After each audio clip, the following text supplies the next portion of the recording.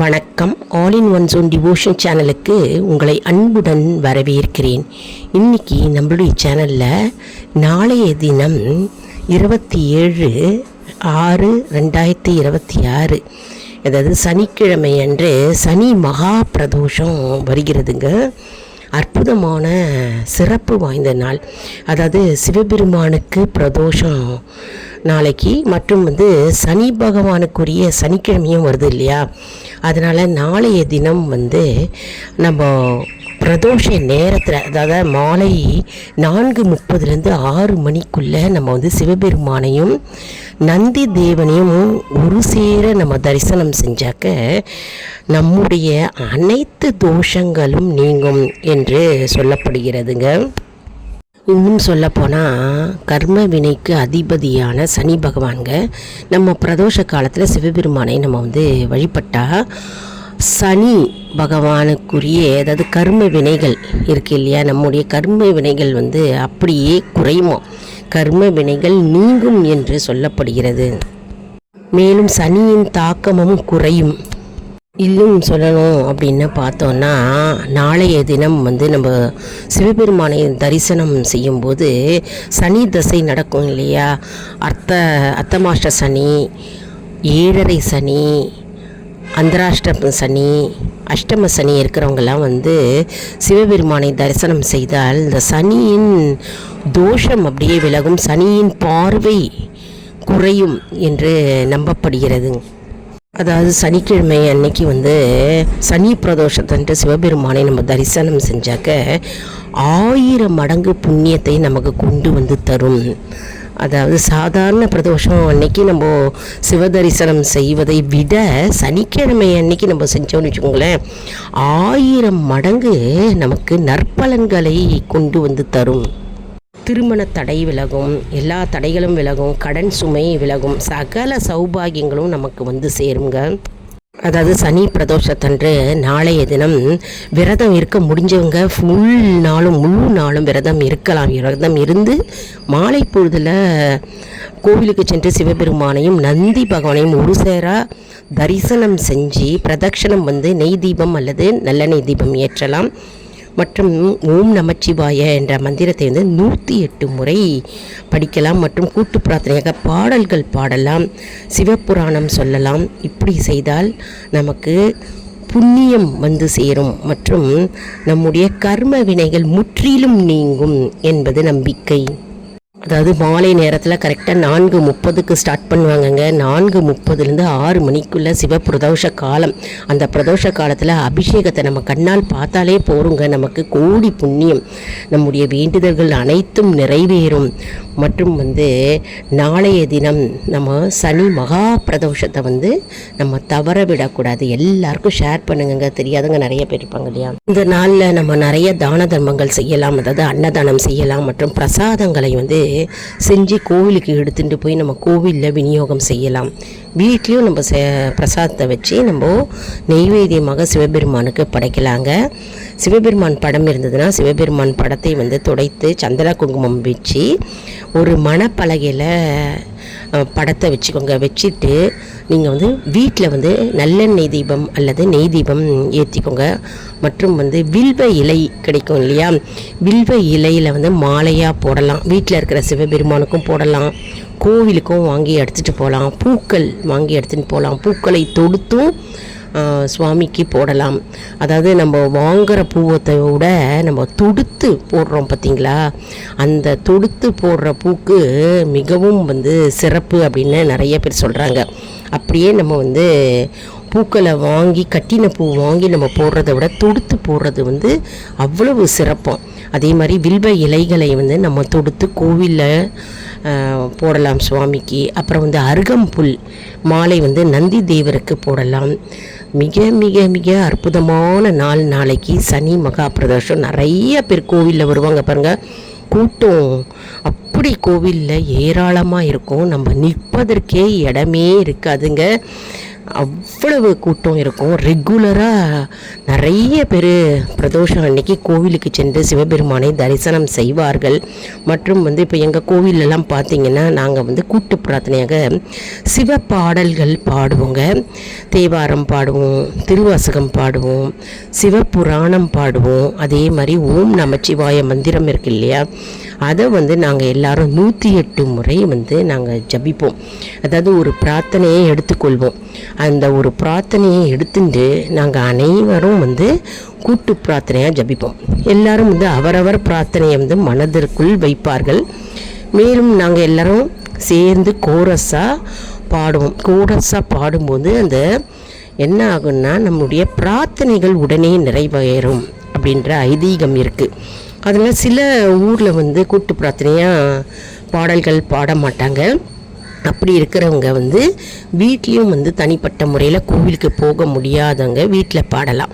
இப்போது எங்களுடைய YouTube channel all in one zone YouTube சேனலில் நாங்கள் நிறைய சிவன் கூட்டு பிரார்த்தனை பாடல்களை அப்லோடு பண்ணியிருக்கோங்க.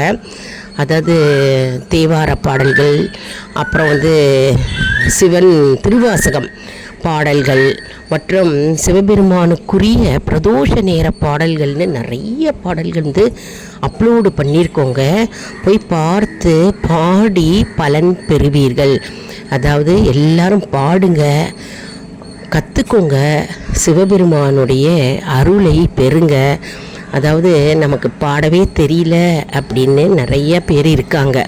பாடவே தெரியலன்னு சொல்லாமல் நம்ம பாடுவதற்கு முயற்சி செய்யணும். அந்த கூட்டு பிரார்த்தனையாக நிறையா பேர் 2 பேர் பாடுவாங்க, அப்புறம் 4 பேர் பாட ஆரம்பிப்பாங்க, அப்புறம் அதுவே 8 பேராக மாறும், அப்புறம் 10 பேராக மாறிடும். அதனால் கூட்டு பிரார்த்தனை நிறைய பேர் 50, 60 பேர், 100 பேர் பாடுவாங்கங்க. அந்த மாதிரி நிறைய கூட்டங்கள் சேர்ந்து விடும். அதனால் நமக்கு தெரியலை அப்படின்னு சொல்லக்கூடாது. பாடலை பாடி நம்ம ஆத்மார்த்தமாக நம்ம பகவானுக்கு நம்மளுடைய பாடலை அர்ப்பணிக்கிறோம். அந்த அர்ப்பணம் பாடல் மூலம் நம்ம அர்ப்பணம் செய்கிறோம் இல்லையா. நம்ம எதன் மூலமாக நம்ம அர்ப்பணம் செய்யலாம். அதாவது சில பேர் பாடல் மூலமாக அர்ப்பணம் செய்வார்கள், மந்திர ஜபங்கள் மூலம் அர்ப்பணம் செய்வார்கள், வேண்டிப்பாங்க. நான் ஓம் நமச்சிவாய 108 முறை சொல்கிறேன், எனக்கு இந்த காரியத்தில் ஜெயம் உண்டாகணும், வெற்றி உண்டாகணும்னு வேண்டிப்பாங்க. அதன்படி அவங்க 108 முறை அந்த மந்திர ஜபத்தை அவங்க அர்ப்பணித்து அவங்க சிவபெருமான் முன்னாடி கூறுவார்கள். மற்றும் சில பேர் மௌனமாக மனதிற்குள் மந்திரத்தை சொல்வார்கள். மற்றும் சில பேர் பாடல்கள் மூலம் தன்னுடைய அர்ப்பணிப்பை வெளிக்காட்டுவார்கள். சில பேர் கண்ணீரே வரும். அவங்க பிரார்த்தனை செய்யும்போது கண்ணீர் தெலும்பி அப்படியே ஆறா ஓடுங்க, அப்படி அவங்க அர்ப்பணிப்பார்கள். சில பேர் சுவாமியே வந்துடும், பகவானே அவர் உடலுக்குள் வந்துவிடும். அப்படி அர்ப்பணிப்பு பகவான் முன்னாடி அவர்கள் அப்படிப்பட்ட அர்ப்பணிப்பு செய்வார்கள். சுவாமி இறங்கிடும் அவர்களுக்குள்ள, சுவாமி ஆடுவார்கள். அது நிறைய பேர் பார்த்துருக்கோம் இல்லையா, கோவிலில் நிறைய பேருக்கு தெரிஞ்சிருக்கோம் இது. அதனால் அப்படியும் அர்ப்பணம் செய்வார்கள்.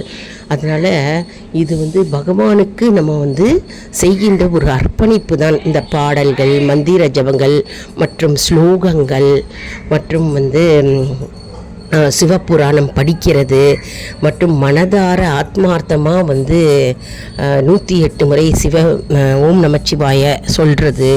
இதெல்லாம் பக்தர்களுடைய அர்ப்பணிப்பாகும். அதாவது பக்தர்களுடைய பக்தியை வெளிக்காட்டுகிறார்கள் இல்லையா, அற்புதம். அதனால் நாளைக்கு சனி மகா பிரதோஷ நாள் யாருமே தவறவிடக்கூடாது. நம்ம சேனலில் யார் இதெல்லாம் பார்த்துட்ருக்காங்களோ, இந்த வீடியோவை பார்த்துட்ருக்கீங்களோ, அவசியம் சப்ஸ்கிரைப் செஞ்சுட்டு பாருங்கள். சப்ஸ்கிரைப் செஞ்ச உடனே நிறைய தேவார பாடல்கள், திருவாசக பாடல்கள், பிரதோஷ பாடல்கள்லாம் இருக்குங்க, கூட்டு பிரார்த்தனை பாடல்கள். அதை எடுத்து வச்சு நீங்கள் பாட கற்றுக்கோங்க. அதாவது பாடல் பிரதோஷ பாடல்கள் புக்கு இருக்கிறவங்க சேர்ந்து பாடலாம். அப்படி புக்கு இல்லை அப்படின்னு சொல்கிறவங்க ஒரு நோட் புக் எடுத்து வச்சுன்னு அந்த நோட் புக்கில் இதை எழுதிக்கலாம். நாங்கள் ஏற்கனவே இந்த லிரிக்ஸோடவே தான், வேர்டிங்ஸோடையே தான் நாங்கள் அப்லோடு பண்ணியிருக்கோம். திருவாசகம் பாடல்கள், சிவபுராணம் மற்றும் தேவார பாடல், அகத்திய தேவாரம், இதெல்லாம் நாங்கள் இந்த வேர்டிங்ஸோடைய தான் நாங்கள் அப்லோடு பண்ணியிருக்கோம். நீங்கள் எழுதி வச்சுட்டோம் ஒரு நோட் புக்கில் பாடலாம். பிரதோஷத்துக்குன்னு ஒரு நோட் புக் எடுத்து வச்சுக்கோங்க. அப்படி இல்லை புக்கு இருக்கிறவங்க நீங்கள் அதில் வச்சுட்டே நீங்கள் பாடலாம். பிரதோஷ பாடல்கள்னு இருக்கும், அந்த பாடல் புக்கை வச்சுட்டே பாடலாம். மேலும் புக்கு வாங்கணும் அப்படின்னு விருப்பப்படுறவங்க பிரதோஷ பாடல்கள் புக்கு நிறைய கடையில் கிடைக்குதுங்க. உங்கள் ஊர் கோவில்லையும் நீங்கள் கேட்டு பார்த்துக்கலாம். அருமையாக இருக்குங்க. பாட பாட நமக்கே தானாகவே பக்தி பெருகும். மற்றும் நமக்குள்ளே இருக்கின்ற அந்த ஸ்ட்ரெஸ்ஸு, அந்த நெகட்டிவிட்டி எல்லாமே போயிடுங்க. அதாவது பாடல்கள் பாட தெரியாதவங்களுக்கு இது முதல் அனுபவமாக இருக்கும். பாட பாட உங்களுக்கு தானாகவே பாடணும் அப்படின்னு தோணிடும். அதனால் நாளைக்கு சனி மகா பிரதோஷம் அற்புதமான பிரதோஷ காலம். நம்மளுடைய கர்ம வினைகள் நீங்கும் மற்றும் 1000 மடங்கு நமக்கு புண்ணியத்தை தருங்க. சாதாரண எந்த கிழமையில் நீங்கள் பிரதோஷ காலத்தில் போய் சிவபெருமானை தரிசனம் செய்கின்ற போது இருக்கின்ற பலன்களை விட இது 1000 மடங்கு நமக்கு பலன்களை தரும். அது மட்டும் இல்லைங்க, நம்ம ஏற்கனவே பார்த்த மாதிரி சில பேர் ஜாதகத்தில் சனி தசை நடக்கும் இல்லையா? அஷ்டம சனி நடக்கும், அந்தராஷ்டம சனி நடக்கும். இந்த சனி தசை நடக்கும்போது அந்த சனியின் தாக்கம் நமக்கு குறையும். சிவபெருமானை தரிசனம் செய்யும்போது சனி தோஷங்கள் நீங்கும். அப்படியே தோஷங்கள் நீங்கும். நம்ம வாழ்க்கையில் இருக்கின்ற எல்லா விதமான தடைகளும் நீங்குங்க. அதானே நம்ம பார்க்கும்போது அனைத்து செல்வங்களும், அனைத்து வளமும் நலமும் நம்மை தேடி அடையும். ஓம் நமச்சிவாய. திருச்சிற்றம்பலம். என்ன அன்பர்களே, இந்த வீடியோ உங்களுக்கு மிகவும் பயனுள்ளதாக இருக்கும் அப்படின்னு நான் நம்புகிறேன். இந்த வீடியோவுக்கு ஒரு லைக் கொடுங்க. இதை மற்றவர்களுக்கும் ஷேர் செய்யுங்கள், அவர்களும் பலனடையட்டும். எப்பவுமே நல்ல விஷயங்களை எல்லாருக்கும் ஷேர் செய்யுங்க. மற்றும் நம்முடைய ஆல் இன் ஒன் ஜோன் அன்பர்களுக்கு ஒரு அன்பான வேண்டுகோள். நம்முடைய கம்யூனிட்டி போஸ்ட்டில் கேள்வி பதில் நேரம் வருங்க. அந்த கேள்விகளுக்கு பதில் தாங்க. இதன் மூலம் நம்முடைய ஆன்மீக பயணம் எப்படி இருக்கிறது என்பதை நாம் தெரிந்து கொள்ளலாம் இல்லையா? இது சப்ஸ்கிரைப் செய்தவர்களுக்கு மட்டுமே தெரிய வருங்க.